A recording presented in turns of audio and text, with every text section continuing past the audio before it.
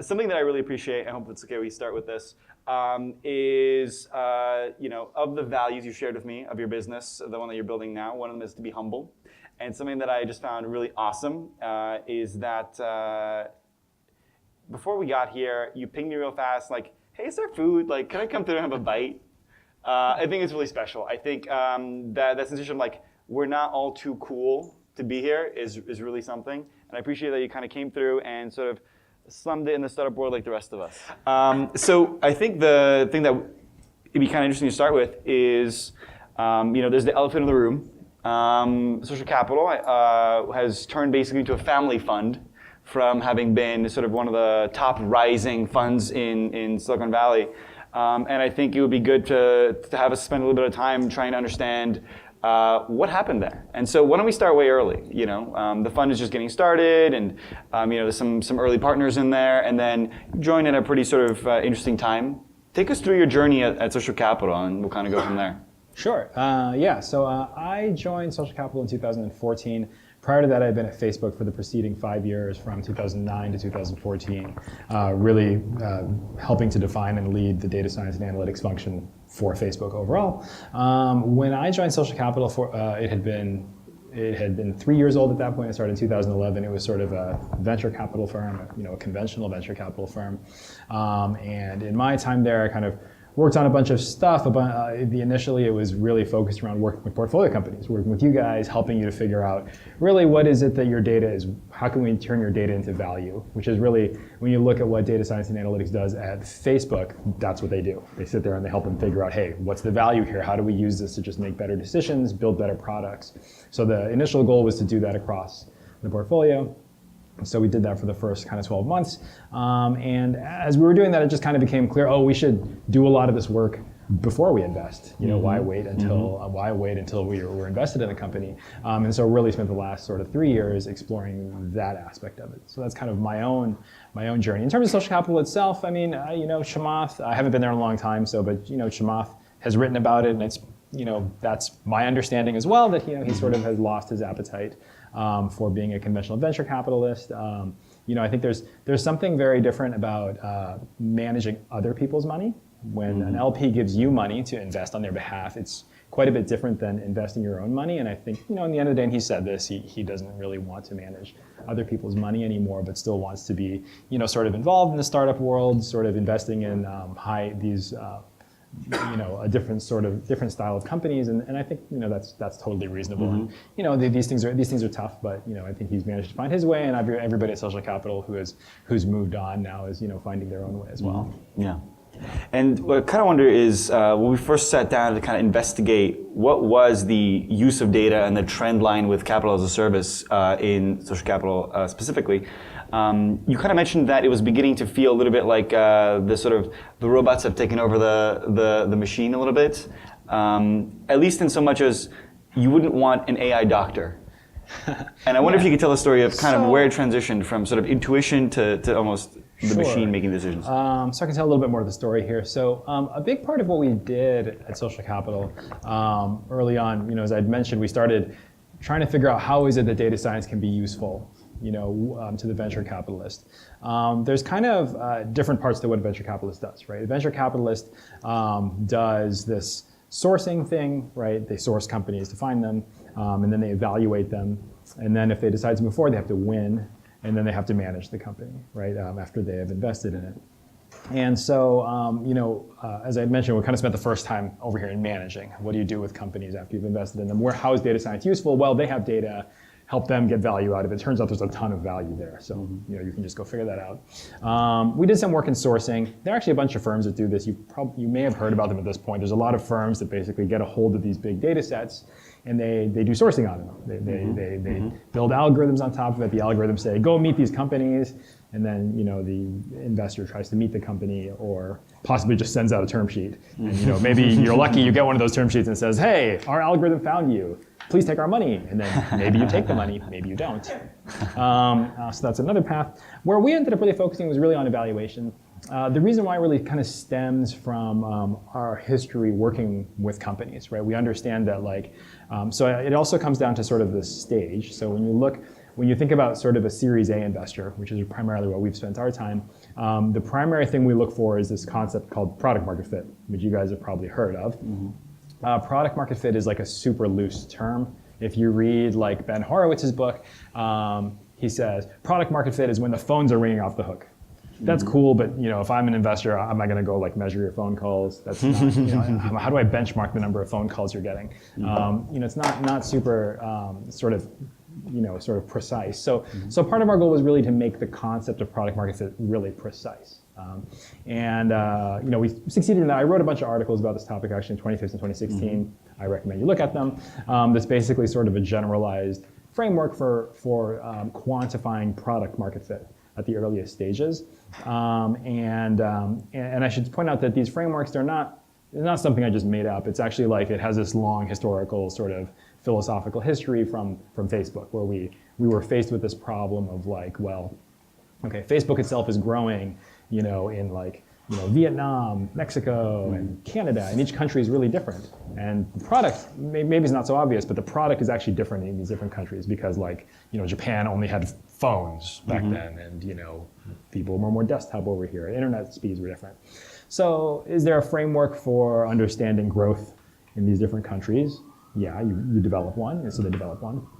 And then we ended up in the situation where we're like, okay, how do I know if Photos is working, like the feature Photos? How do I know if like Groups is working?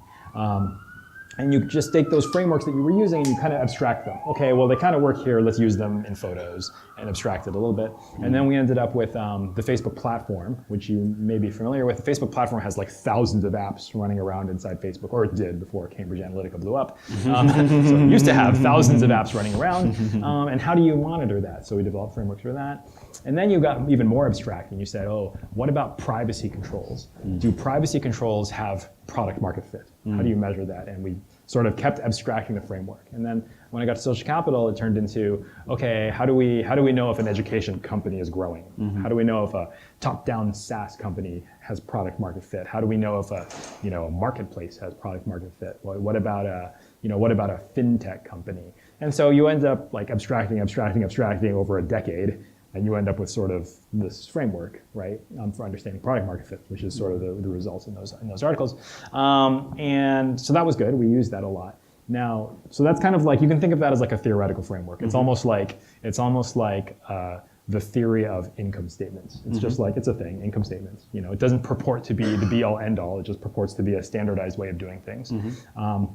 And then one thing you could theoretically do if you have such a framework is, well, let's just make a machine do it. And that was kind of capital as a service, right? Capital as a service is like, okay, let's figure out, well, theoretically the machine would do a lot of other stuff also, but at least could do this part over and over again. So that's kind of where that came from. And then, it was, it worked. They made a bunch of investments. I think Social Capital wrote about those. I think they wrote about it last, maybe in May or so, and then I left, and I don't know what it's doing now. Sure. And I mean, the capital as a service concept is just extremely interesting, and I think that one of the best ways to start is to get a little bit into what it is that happens, in that black box. And there are a few sort of metrics you're tracking: the growth, the quality of growth, and so on. Can we talk a little bit more about the nitty-gritty? So it should be to be clear, I have not worked there for a long time, so I don't noted. Actually know what they do anymore. But maybe more at a high level, there's kind of this question of like, okay, maybe it's good to make some other analogies, right? If you think about like taking out something like a mortgage for your house, right? If you look at the mortgage industry, it's actually like really different now than it was 100 years ago. So 100 years ago, there were like, mortgages were actually very small. Like not a lot of people bought houses with mortgages. They would just buy them with cash. And if you wanted to get a loan to buy a house, you would kind of go to your local banker and you'd shake hands, and the local banker would be like, my wife knows your wife. I can lend you money, right? Sure. Of course, like, so that was, that's kind of weird, not that great, but that's kind of how it went, right?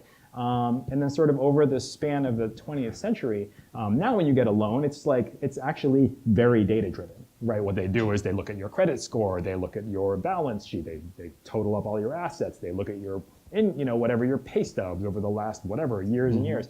It's data driven, right? And they use that data driven, so that data drivenness is there to help them make a decision right, on whether or not to underwrite you, which is in itself an investment decision, right? They're buying the loan from you, right, by giving you money. They're receiving the stream of future payments. One interesting thing about that is that if you make it rules-based and data-driven, you can scale it, right? Because now all of a sudden, I don't need to rely on the banker knowing your wife. I can just hire a bunch of underwriters and just tell them to do this method, and they go execute the method, right? And it's actually really great because it actually is part of what it grows the ability to finance houses, right? And you might think, oh, housing, mortgages are bad because the financial crisis was terrible. But if you think about it on like the very long time scale, not just the last sort of 10 years, on the very long time scale, it enables people to do something they weren't able to do before, right? It enables you to buy a house when you don't have the money to do so. Kind of amazing. I mean, how many of us grew up in houses that had mortgages? Oh, I mean, come on, probably everybody, right? Like everybody. So, apartments these days, maybe. And so that was the theory behind behind capital as a service. Was kind of like that. Well, right now in investing, the underwriting is kind of like that. My wife knows your wife type of thing. So like, how do we make that bigger? That was the motivation.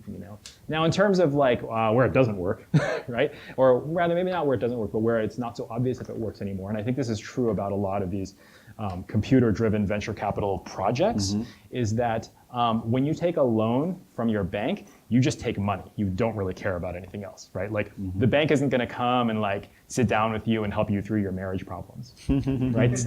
Right? They're not. Silicon Valley Bank, is that like, something? Yeah, they're not going to do that, right? but when you take money from like a professional investor, from a professional venture capitalist, yeah, we're going to do that. We're going to take that call, right? We're going to help you find that person who you want to hire. We're going to help you think through that. We're going to sit down and bounce ideas around. Like that's what it is, right? Like a venture capitalist, in particular in this sort of very early stage, at their best, they're a partner. Maybe all you need is dumb money, and that's fine. But like, sort of our experience suggests, and you can tell me, that like what early stage entrepreneurs is at the very earliest stage one is actually partners, people who will work with them, who will give them their experience and help them get to the next level. And it's really hard to put that into a computer. So we were aware of that at Social Capital. They've thought about it, and I'm not sure where they're going to go with it. But that remains sort of like I think when you think about this broad thing of how is data going to change, venture capital going to be like quantitative hedge funds? Probably not, because like a quantitative hedge fund isn't going to have this problem of like me and you and your CRO sitting down to work something out because you and your CRO had a fight. But a venture capitalist should do that. Yeah, I think this was interesting in sort of a data-driven model is, how do you, build a data model around the future, right? There's a saying that, the next great founder is not going to build a social network or maybe a gaming app. They're going to build something that has never existed before, right? Would have been very difficult to maybe standardize the growth rates of Airbnb. It might be difficult to understand sort of the value of a developer community growing on a particular protocol network. How did you guys sort of factor in the uniqueness, that sort of intuition, that sense of it into the model? Yeah, I think when I talk about data and when I talk about sort of this framework that we developed, which you can read out there, there's an analogy that's really useful. I'll give it to you here. So I like to say that accountants were the first data scientists. You should all be like squinting at me and saying, what the hell does that mean? What does an accountant do? An accountant takes a pile of raw data, your ledger, right, every transaction, and they turn it into something useful. Your income statement, right, your balance sheet. That's really all a data scientist does. Maybe they do some fancy math. I have a PhD in string theory, by the way, so like I can do the math. We can do math all day long, but from the point of view of like an investor or an owner of a company, which remember, if you're a founder, you're an owner of the company. From the point of view of an owner, you care less about fancy. You care about, is it useful for me? Is this framework useful? That's all a data scientist does, is like what an accountant does. And so, when you look at an early stage opportunity, you could look at the cash flows, you could look at income statements, but it's not useful. As you know, your income statements are probably really miserable looking and wouldn't tell you anything, right? So what does matter? Well, different things matter. For the Series A investor, many of us invest on the notion of product market fit. So then the question is, well, can you measure product market fit? And yes, there is data for it. Yes, I believe you can, right? But the thing is, like, the sense in which you measure it is kind of like the sense in which an income statement measures a company. Like, a company is not an income statement, right? A company is not its product market fit, right? A company has an income statement. It has some level of product market fit. if you think about like Warren Buffett, you think Warren Buffett uses income statements? Duh, he obviously does, right? Do you think he ever invests based purely on an income statement? No way, right? Does he pass based on income statements? Probably, right? And so when we think about like early stage investors using data, this is usually what I mean. They don't really use data even in this most basic manner of like a basic checking, right? And that's kind of how we look at that. So this question of like, do we capture the uniqueness? No, I don't think it does. The same way that I don't think that income statements capture uniqueness. But by the same token, we would never try to invest based purely on this. It's a tool, right? It's a useful tool, a useful way of thinking about your company, but it's by no means the be all end all. And when you think about some of the things that you guys use data for in order to actually make investments, are there any companies that stand out as either unique from the profile of the founder, that may have been something where maybe they wouldn't have had an intro to the network otherwise, or maybe a certain kind of company that feels unique in terms of maybe it would have been something that you guys didn't look at closely enough any other time? I guess there's two different angles here. There's the founder one and there's the market one, right? So one thing that investors often do is they see something and they say, that market is crap, I'm ignore, right? And we still do that sometimes, to be clear. But we have also been surprised many times where we're like, that market's kind of weak. I've never really looked at it before. Let's look at your company. Oh, the company's actually really strong. Okay, now I'll go back and dig deeper into the market. Oh, there might be and it might lead you down some path. That's happened to us many times, right? And I don't think that's unique to us. I think this is like many investors are figuring this out. This is part of the broader phenomena that tech is sort of weaning its way into these corners of the economy where it has never been before, right? I don't know, there's technology for dog walking now, right? That's worth like billions of dollars. Who knew that was possible? So that's just one corner of the economy. That's one. The second one is on the notion of founder. I think so. The Series A investor is somewhat different than the seed investor. I think here, when you're a seed investor, all you have is the team, right, and a semblance of a market. You have very little to go on. You're really investing in the team. When you invest in a series like C or D, you're investing in a business, right? At that point, they're buying the business. The founder matters for sure, but like mostly what they're valuing when they figure out their valuation, how much to pay for the thing, it's the business, right? The Series A is that spot in between, right? It's kind of like, well, you're the team, but we're paying, the price is much higher now than it was as a seed company, so there better be a business, right? And so if anything, I would say what the data allows us to do is it allows us to remove our bias on the people, right? Because at this point, we're trying to assess the business you built, not you. It's not personal, right? When it's a seed investing, it's kind of personal, right? It's like, okay, they're judging me. But when it's a Series D company, they're not judging you, it's the business. And the Series A is kind of the spot in between where we try to do both. And I think the data does a really good job of bringing that level of objectivity to the table that would otherwise be really difficult to achieve. And one of the things that it seems to also bring to the table, and I think this was perhaps not intentional, but still kind of interesting secondary outcome, is that it does give some of those founders who don't have a warm intro a chance to sit at the table. Was there a lot, there's been some reporting on it, but I kind of would love to hear your take. Did it give underrepresented founders, whether minorities, LGBT, people outside of the Silicon Valley sort of mainstream, the chance to raise money for their companies? Certainly capital as service did. Yeah. But that's like, remember as I mentioned before, there's like a set of frameworks and then there's one way of using them, separate activities. Sure. Right? That's kind of like saying, so I mean, like, it's hard to get statistics on this type of thing, and me being a statistician, mathematician, would be very suspect of such statistics in the first place. I guess this stems more from the belief that data will get you there, right? It's kind of like if you go back to the mortgage example, right? If you think about how that interaction went to get that loan 100 years ago, and like how horribly biased it must have been, right? Like if you were a minority, you think you're gonna get a mortgage? No way, right?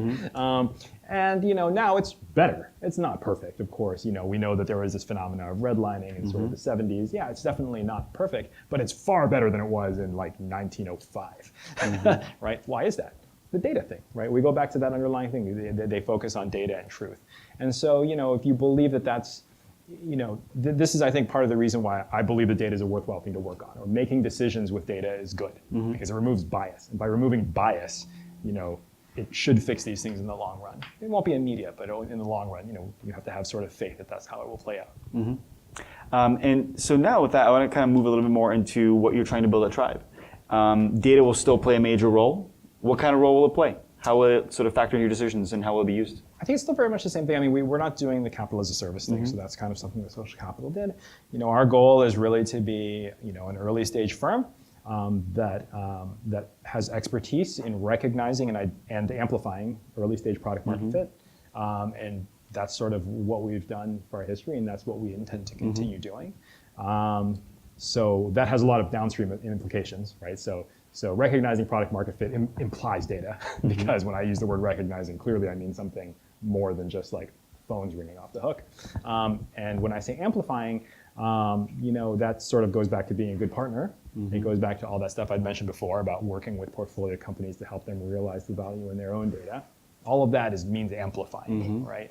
That's what the intent is. The intent is to be, sort of a early stage focused firm that just focuses on this one thing and does this one thing really well. Sure. And I think, something that's interesting in the venture space is right now there's a lot of small funds doing seed stage investing, even angels doing a bunch of this stuff. So for some of the founders in the audience, why you guys? Yeah, I think for us, it comes back to that thing I'd mentioned earlier, right? We believe ourselves to be, the best out there at recognizing and amplifying this stuff. I mean, our history of companies that we've worked with shows that. We've worked at Facebook. My co-founder, not just worked at Facebook, but built data science for Facebook. My co-founder and partner was the founder of Lowell Labs. You guys remember Lowell Labs back in the day? He was the founder of Message. I mean, we have a very long history in these companies. We've worked really closely with companies like Slack. We've invested in Carta, which you guys probably know. All these really great companies. So we've done this stuff, and that's sort of the focus. The focus is on founders who enjoy brutal honesty, right? Truth, right? And that's where that data comes in, truth, right? And who want that truth. Yeah, and so truth is actually also a good sort of transition into a little bit more about the, we got to the data side. Let's get into the mushy stuff. What are the values of this company? What is it all about? What makes it what's the soul? Yeah. Well, I have a list in there, but I don't remember all of them. There's several of them. I think the truth seeking is a really important piece of it, I think. Humility's in there. Humility is kind of like, it's sort of an extension of truth seeking. If you really look for enough truth, you realize that you're sitting in this long wave of investors and entrepreneurs who've been doing this for years, right? Decades, centuries even in many ways. So it takes, humility to just appreciate that fact and appreciate the fact that what you're doing is not so special, right? What are the other ones in there? There was definitely there were two that had hyphens in it. I remember. I don't even remember them anymore. Yeah, but then in principle, the values are interesting. What I'm even more interested in is how you're going to actually live them out. What is it?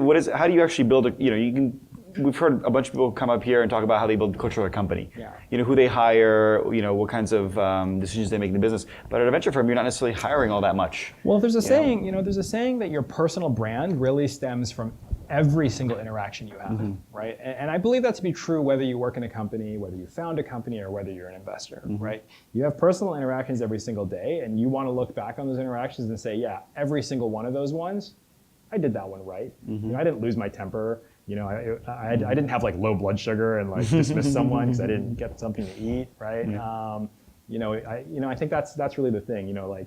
I've known this to be true for my own career. It's like when I was younger in my career, it was like I would get mad at people, and then 2 days later, I'd be like, "Wow, that was not smart. That was why did I do that? That person's just trying to do their job."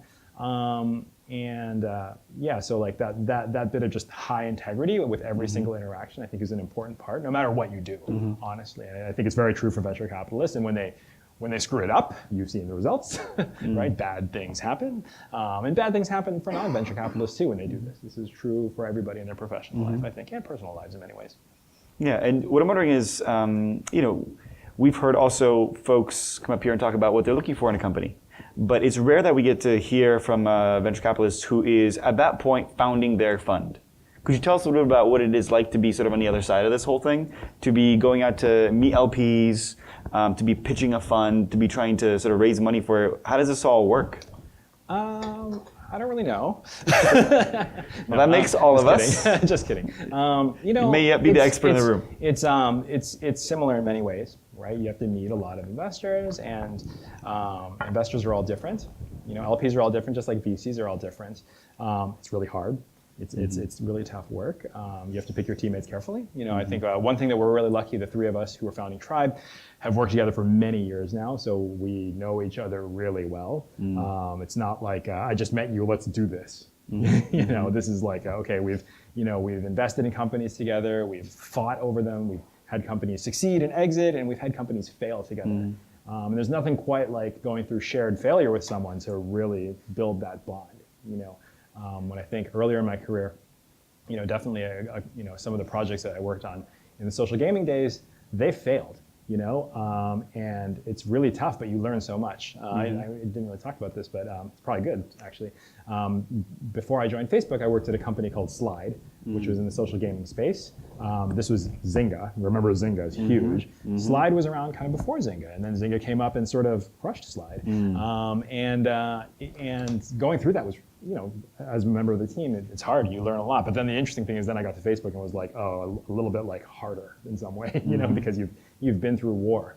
And it's important, I think, to go through that with other people. Those are the people, especially early in your career, the people who you sit in a foxhole with, those are the people who are going to be like with you for a long time. So keep that in mind as you're working at this stage in your career. Like whoever you're working with, they will likely be your close compatriots for a long time. That's actually an interesting point. When it comes to what you should do in your career to prepare to be a founder, should you try to start a business to get sort of founder experience? Or should you maybe join a big company so you have people, you have places from which to hire? Maybe join a fund so you can see how the venture funding process works, so you can kind of do that in a more expertful way. Do you have a sense of, some of the folks here who may not be ready to start a business, which path you might recommend for them? Yeah, I would be very careful of recommending any path, right? Because I've seen them succeed in all possible ways. There's one pattern of success which I think tends to be less common than people think it is, which is that when people are part of a really big success, like people at Facebook or people at Google, it makes it harder for them to start another company. Because like once you've been through that, what could you possibly do, right? Like it's interesting. If you look at PayPal, right? PayPal, right, had all of these people who went out and started all these amazing companies, right? There was PayPal, which was kind of a success, and then like Palantir, Tesla, LinkedIn, all of this crazy stuff. Whereas like Google, huge, where's the trail? Right? And in some sense, it's likely partially because like you were part of something that was so big, right? And also something that had product market fit, was able to scale in such a way that was like easier in some sense. I don't want to say easy. Well, I'm sure it wasn't easy, but like PayPal really had to fight for its life, right? It was like it had fraudsters trying to take it down the whole time. It was in this peculiar business relationship with eBay, because they basically just had, PayPal. Early PayPal literally just lived on eBay. That was where it came up. So if you're PayPal, all of a sudden you have this giant vulnerability to one party, and if that party, and it becomes a difficult relationship. So they had to navigate a bunch of stuff that was really tough. And I don't know if this is the case, but it seems like that might have been part of their success, right? And it's been true of Facebook too. There have been definitely founders who've come out of Facebook who've built good companies, but none yet that is like stratospheric, right? The way that the PayPal founders have. Sure. It's interesting you mentioned sort of this platform dependence, because it sounds like, Zynga obviously had much of the same dependence. When you were doing sort of social gaming as a founder then, same deal. Is that a red flag for founders coming to you guys, building on a platform? It's definitely something to think about. I think, for sure. I mean, it's part of a broader phenomenon. Actually, if you go into my articles, article number 4 is about... These are actually super good articles. Yes. Like, I know you're mentioning them, but they actually are very crisp reading. Yeah, number 4 is specifically about the distribution of product market fit. Yeah. But as part of that, what it means is like if your customer base is somehow, or some set of parties that you rely on is super concentrated, things can get tricky, right? It's definitely something we look at a lot. When we look at companies, sort of the trope here would be the company that says, oh, we have $1 million of ARR, we're crushing it. Oh, 800,000 of it comes from this customer, and then we have like 50 other customers that pay us. So it's like, okay, well, you have to discount that, right? Because you don't, you'll have to dig into the nature of the relationship. You can't just treat it like a relationship. It's not just a customer. That is your life. I think as I said to you earlier, it's like, well. Sometimes you see a company that's sort of in this early stage SaaS sort of world, and they have a couple of big customers, but they end up really just being employees of those customers and not knowing it, They're just being paid less than an employee, right? And it's something we think about a lot, and it's something you should think about, right? It's the difference between building a services company, which is totally fine, by the way. You can get very, very wealthy building services companies and consulting companies, versus building a software business. Software businesses are different than services companies, right? Yeah, and let's talk a little bit about sort of each of those trends. The first one I want to talk about is in a position where, maybe somebody in the room here has a company that has that arrangement of clients. 49 of them are, just paying the $2 a month, but you've got a few customers paying $100 a month plus. Yeah. How do you get yourself out of that situation? Is it a matter of playing with pricing? Is it a matter of maybe transitioning to a service model? What have you seen companies do to sort of get out of that rut? Well, I think it's a question also of just what you want to be, right? Like, what do you want to be, right? Do you want to be, is the one big customer driving you down a path that you want to build? Is that the thing you want to build? Then by all means, build it. You can probably build a successful business that way. Or do you want to be a customer that has, a company that has thousands upon thousands upon thousands of customers, right? If that's the thing, then likely the things that you need to build that one customer is asking for are not the same things that you would build. And to really have like clarity in your mind as to like, okay, here are the things that they want me to build, here are the things that I think are necessary to do the thing I want to do, and just be aware that you're making that choice. I think what ends up happening a lot of times is young founders, they don't realize that this is a choice. They think, oh, it's just obvious I should do this, or obvious I should do that. But it's actually, there's a choice you make in this. And honestly, both of them can be very good. I have many friends who have built consulting companies and sold their consulting companies for a lot of money. So. Yeah, and I wonder on that trajectory then, if you are trying to build a business, it doesn't so much matter to you whether or not it is venture backed or not. Yet, I think I see a lot of folks, and I'm sure you see this too, pursuing venture funding. It just seems like the thing to do. What are some things that one might recognize about their business as a red flag that it is not a venture scale business, or it's not a venture grade business? Yeah, I mean, this is where that market stuff comes into, right? Is to really think like part of what investors think is like, they think, how big is this going to be? How much of a return is there going to be on my investment? And basically each stage is kind of looking for 10x, right? And so part of your question is, okay, if you have somebody who invests in you at like $50 million, are you going to be worth a $500 million company? And then you have to go figure out what is a $500 million company? Like, how is it that I get to be that? And you have to study them, right? And understand them. So I think having a clear sense of the future, not just the future, but it's like even in success, is the thing you're building going to generate that? Is the market big enough? Is the way you're structuring the business going to work, right? That's really a big piece of it, right? And is the path to get there reasonable, or is it not? Sure. With that, I think it'd be kind of fun to transition to talking a little bit about some of the sort of SPVs that you guys have done. You announced 2. If you're cool with that. Could you first tell us what an SPV even is and why you might do that before you have a fund? There might be some folks in the room who don't know. I think we're supposed to talk about this, but okay. Oh, really? Confidential. Okay, we can pull back on this one if you like. That's okay. Yeah, so I mean, like, we have done 2 investments that have been announced. We did a company called SFOX and a company called Cover that we invested in because of some nuances. The specific vehicle in which we used to invest in them wasn't a normal fund. It's sort of this special purpose vehicle that is used to do the investment. That's not uncommon. If any of you have ever raised like a family and funds round, the lawyers might call that an SPV in some sense because it has sort of specific LP. It depends on the way that you structure that from a legal point of view. That it's an SPV is almost like a tactical detail, right? Maybe the more important question is like when you take money from an entity, who is the entity you're taking it from? That matters far more than the tactic, right? Are you taking it from a family, like your buddy, a seed fund, an institutional fund, right? Because the reality is that, and I think this is maybe a really important thing to understand, is that investors are different. They are really different from each other, right? Like the guy who's like an angel investor just out there like, as a solo person who has a solo brand is really different than an institution, right? Because the institution has fiduciary responsibility to LPs, right? They represent LP interests at some level, whereas the angel investor is just his own pocketbook. He does whatever he wants, right? So it's important to understand that and think through that when you chat with an investor, because they're going to be motivated differently. They're going to think differently. And I'm curious if you're open to talking about either of these companies. Oh yeah, Can we talk about both those companies? Sweet, awesome. I definitely want to. So let's talk about the OTC company first. This is interesting. There's a great deal of stuff happening in the crypto space. There's even murky markets of sort of over-the-counter sales happening where people are just trying to find buyers and sellers. And you're backing a company now that's sort of doing this at an institutional level of a higher grade of quality, but also seems like a busy market.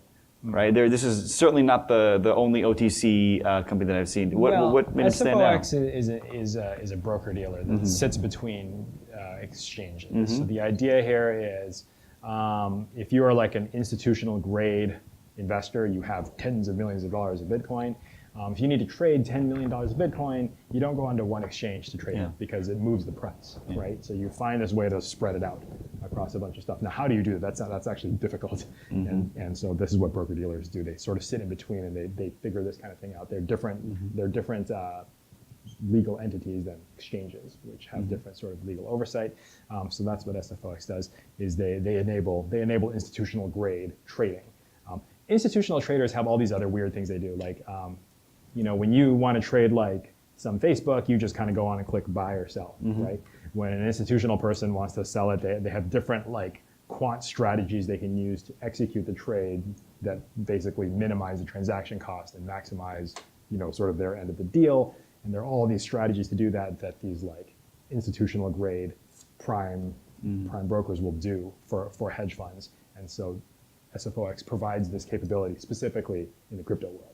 So it's not a crypto company, but it is. But I think broadly in crypto, our thinking in crypto has largely been that it's clearly a thing, but our expertise is in recognizing and amplifying product market fit implicitly of businesses. So as such, we don't have any intention of buying ICOs or buying crypto assets. Part of that also goes back to the LP question, right? It would be kind of not cool to like charge an LP fees to buy something they could buy, right? If I go buy Bitcoin, they could buy Bitcoin. Why would they pay me to buy Bitcoin, right? So our focus has been and will continue to be in businesses, right? Companies. In the crypto space, wherever they may be, and in crypto is sort of one space. And if you're not buying tokens as assets, are you exploring investing in crypto companies under an equity basis? Yeah, that was one. Sure. And we have definitely looked at many others, and it's something we'll continue to do. But I think part of what we need to figure out is whenever we see them, I think this is something that goes on in crypto, is to look at them and be like, okay, how is this going to be a business? Sure. We have sort of a belief in the concept of a business, I suppose. Which sure enough. Which may be somewhat not antiquated. Not crypto, antiquated. And definitely antiquated. So let's lead a little bit more into the crypto world. I think there are a few kind of big trends that we talked about affecting the venture space, and crypto is sort of one of them. I think that there was definitely a moment in time during sort of the Ico Hype Bubble when it seemed almost certain that this was going to take a big old chunk out of your pie and suddenly become a way that anyone can fund their company, often against best judgments of what they should be doing. I think, thankfully, we're sort of some of the froth has washed out of this market a little bit. But where do you see crypto as an investment vehicle for whether it's somebody fundraising? Yeah, sure. For early stage financing. Gotcha. I think it goes back into that thing I had mentioned earlier, which is like, what does your investor do for you? Do they just provide you dumb money, right? If it's just dumb money, then okay, if you can get an ICO to somehow finance your whole thing and just be dumb, then by all means go for it, right? But if your capital partner does something more for you, they'll sit down and take that call at 11 p.m. Then if that's what you need, then it's not going to be helpful. And I think when you go back down to the root of what entrepreneurship is, right? Like there's sort of this hero myth, right, that we have sort of as people, right, where we like to think it's just the founder alone who just solves it, and they're dumb investors, they don't ever understand them, but then but the thing is, the reality of starting a company is hard. You need a team, you need to pull people together, you fail a bunch, and at best your investor is on your team helping you work through that muck. And just because you have a marginally easier way to fund it doesn't change that muck, right? It doesn't change the fact that you need to go through that stuff to build your business. So, at some level, I don't think it will change that. But I could be wrong. Sure. Something also that I'm interested in is there are companies that are sort of doing hybrid models. They'll raise on equity and they'll raise on tokens. And I'm wondering if you are seeing this kind of conflict of interest happening where, okay, suddenly there's almost two tracks to the business. There is an equity investment. The accrual of value there is on the basis of increasing revenue by maybe even moving up the enterprise ladder from startups and so on, hiring a sales team and what have you. And then there is the sort of token valuation perspective where, the kinds of things you might need to do to increase the value of a token, at least in today's market, is certainly different. Partnerships, PR, product, maybe community. Do you see these things as in conflict? Do you see them converging? Yeah, they have certainly appeared to be in conflict right now, right? For the people, there are a bunch of people who have written about this, and the consensus seems to be that they seem to be in conflict at the current time. We don't run into it much because we are known to want to look at businesses. Sure. And if somebody comes and saes, the only way that I can build a successful business is via an ICO, sure, then we start getting suspicious. Because if your business is really valuable, it probably doesn't need that, right? It could probably be valuable without that. Yeah. So we tend to get very suspicious when we start hearing that, but by all means we'll listen, right? But it really goes back to that core business value, right? Like, who is your customer? What are they going to pay you to do? Right, and that remains the case. But I mean, we might be a bit antiquated in this. Sure. We're a little old school. Does your whether it's a data science approach, whether it's sort of intuitive approach, or some mix thereof, how does it look at businesses that are doing ICOs or that are trying to build communities, that are trying to distribute protocols? How do you even poke at that? Yeah, we haven't looked at much of them, but I would say that the way that we tend to think about these things, it goes back to that lens of product market fit, right? At some level, if you kind of remove the economic component of ICOs, which I know you can't really do, but if you kind of focus on sort of the developer community aspect of it, the fact that you have a community, right? Recognizing strong networks is something we're very good at. So we've definitely looked at them through that lens, right? Like, what does it mean to have a highly engaged community that demonstrates a true network effect? We have relatively precise meanings when we say the word network effect. See my articles, I think. Sure. Could you just share that? Could you share the definition with us now? Yeah, well, no, I mean, it's just that you want to explicitly see situations where having more of the thing makes the incremental unit that you're bringing on stickier somehow, more valuable somehow. And to be explicitly able to measure that and see that, I think, is always the goal, whether it be in a developer community. I mean, this is true for developer tools, things like GitHub or things like Docker. It's also true in crypto. It's true in good old-fashioned social networks. It's true anywhere where there's a network effect, actually. I mean, there's a network effect in Carta. I mean, it's the same thing, right? So anywhere where there appears to be a network effect is a place where you can conceivably measure it and then determine if it's actually true or just a bunch of words. And then, so moving to the second investment you guys have done recently, a little more of a traditional one. This one is insurance. Yeah. Can you tell us a little more about that? Yeah, sure. This company, we invested in a company called Cover. We invested in their Series B. Their Series A, we invested in their Series A at Social Capital. In the series, and we did that, and then part of this is partially to maintain a relationship also because we just remain very excited about the company. Cover is an insurer, a multi-line insurer. They offer home insurance, car insurance, all forms of personal liability insurance, and you can do it all in your phone. It sort of stems from this underlying thesis that the insurance broker of the future is the phone. That clearly should be the case, and there are many people trying to do that. There's a bunch of nuances as to why you would pick one versus the other, but there's a broad sectoral thing here going on, which is if you talk about 10, 20 years ago, by the time you're sort of an adult and you have a house and you have a car and you have all this stuff, you have a lot of insurance policies and you have an insurance broker, right? And the insurance broker is the person who keeps all that together. He's the guy you work with to figure it out, and then he's the one who collects your revenue stream. And that makes no sense, right? Nobody actually likes their insurance broker, so we should clearly put that on the phone. And that was sort of the initial insight into Cover. They've expanded into many more things since then. Yeah, it's kind of interesting. I'm sort of seeing a small pattern here. I think I forget exactly who wrote about it, but the phenomenon of sort of technology disrupting something is either the disintermediation and unbundling of something or the rebundling of something. That's right. Yeah. And it seems like this is exactly a good case study of that. Very much so, very much so. Yeah, I mean, in this particular case, well, yeah. I mean, I think that's the case. Yeah. Yeah. Yeah. And so there are maybe not, a few investments that you guys are looking at or have done that we're not talking about yet. But I'm curious, besides just simply being a business, are there either sectors, founders, or any other archetypal thing that you guys are excited about right now? I mean, we're excited in businesses. I think that the broad trend that we're excited in is that it's much easier to build product than it was 10 years ago, right? 10 years ago, if you actually wanted to build your product, you needed to like rack servers and stuff. It was hard, right? You needed to spend a couple $1 million to build a product.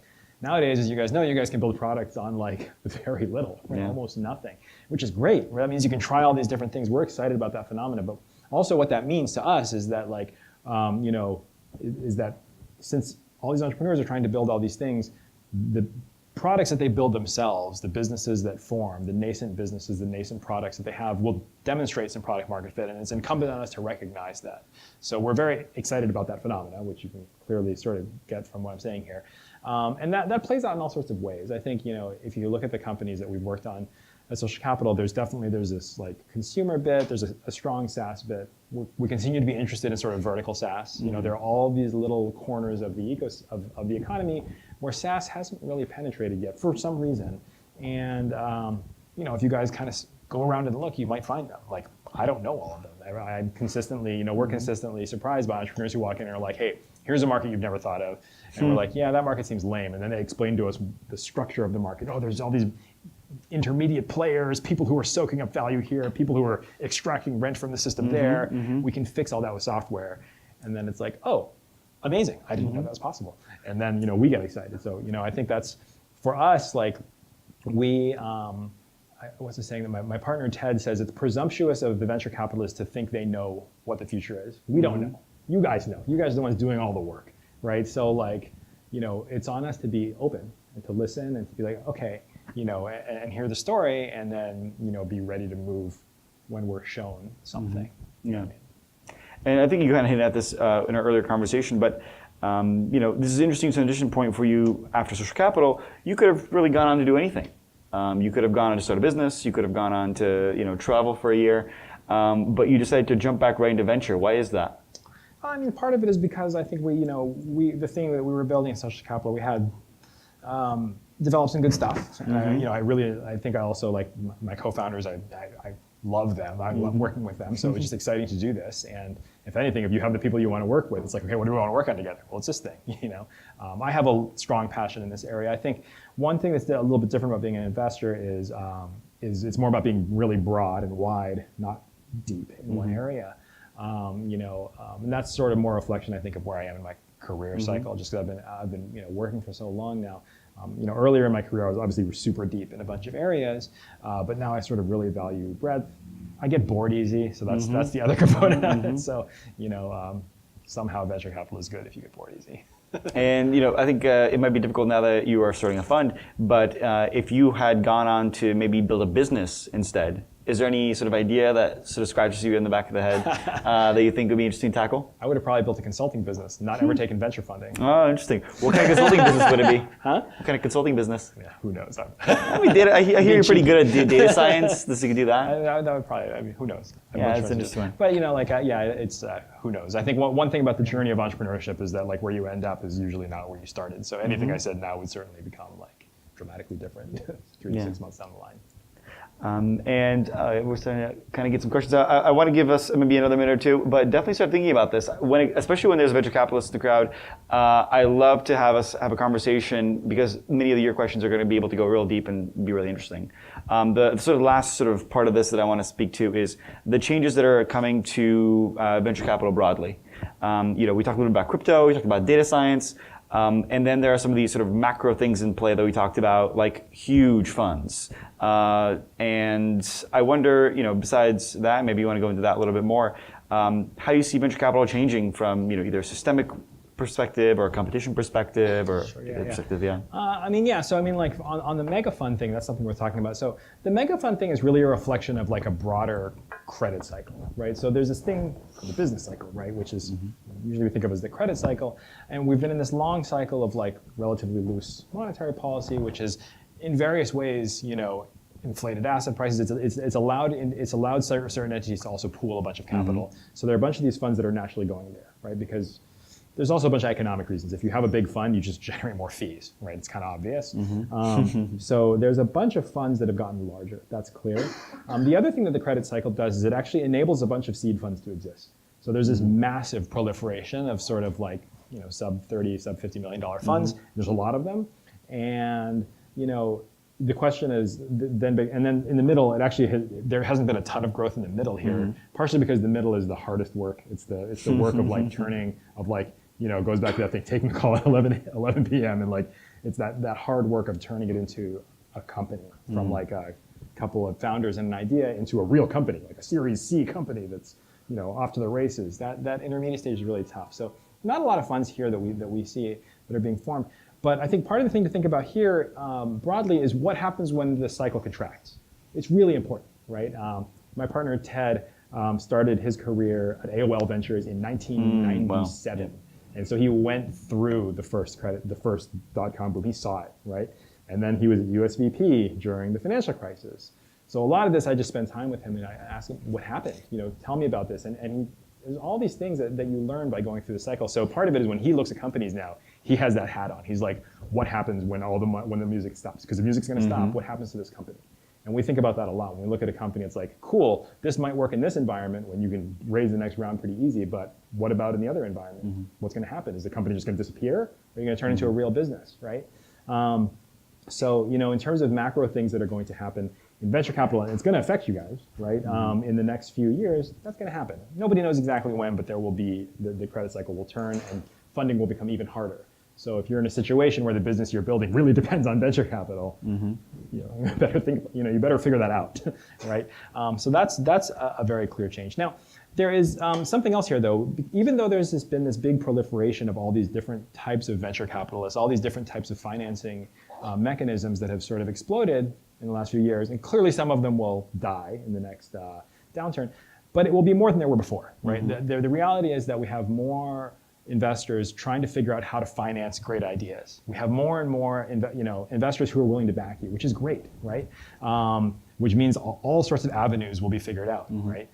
So I think this is actually a big change, right? Like if you look back 20 years ago, there were like 10 venture capitalists there on Sand Hill Road. If you wanted money, you just went down the road, and if they all passed on you, that's it. Now you can go all over the place, and you'll find someone. There's all sorts of mechanisms. You can use AngelList, you can do an ICO, you can go to YC. There's all these alternatives, which is fundamentally good for entrepreneurship, right? Because it means there are more ways that you can sort of get oxygen. And overall, I think that's like a super positive thing. Cool.